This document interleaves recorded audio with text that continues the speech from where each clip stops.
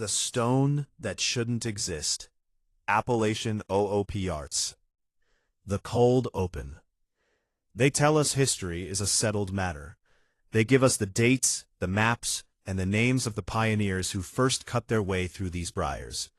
But the dirt has a much longer memory than the history books.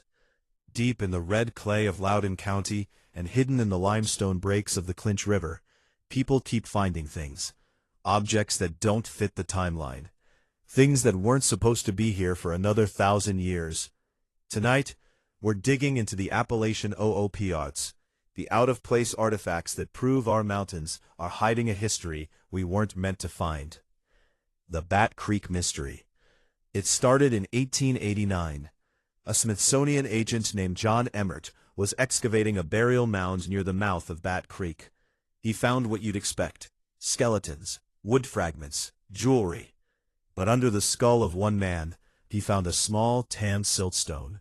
It was covered in strange, flowing characters. For nearly 100 years, the experts looked at it upside down. They called it a Cherokee inscription. But in the 1970s, a scholar named Cyrus Gordon flipped it over. He realized those weren't Cherokee symbols. They were Paleo-Hebrew. Specifically, a script used in the 1st or 2nd century, nearly 1,500 years before Columbus ever saw a coastline.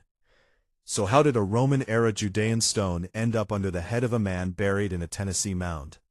Is it a 19th century hoax meant to fool the Smithsonian? Or did a group of ancient Mediterranean travelers navigate the Tennessee River long before we ever thought possible? The Smithsonian officially calls it a fraud, but the stone itself, it's still sitting in a museum, silent and stubborn.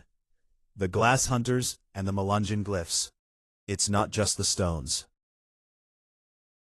Hunters and hikers in the ridges above Kingston and up toward Hancock County have reported finding glass arrowheads. Now, some are just clever forgeries, old-timers napping mason jars during the Depression, but others are made of a high-grade, clear mountain quartz with a precision that seems almost impossible. And then you have the Melungeon boundary stones.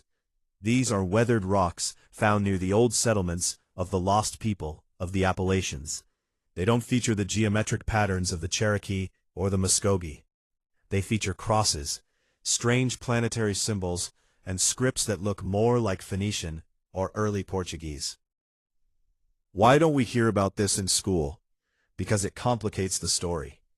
If someone else was here first, someone who knew how to cross an ocean and navigate the Tennessee Valley, it changes everything we know about our own home. To the academics, these are anomalies. To those of us who live in these hills, they're just another part of the mystery. Next time you're out after a heavy rain, keep your eyes on the washouts. History isn't just in books, it's under your boots. And sometimes, the mountains decide to give up a secret that nobody was ever supposed to know. I'm Jim. This is Backwoods Paranormal. Keep looking for the truth, even if it's carved in stone.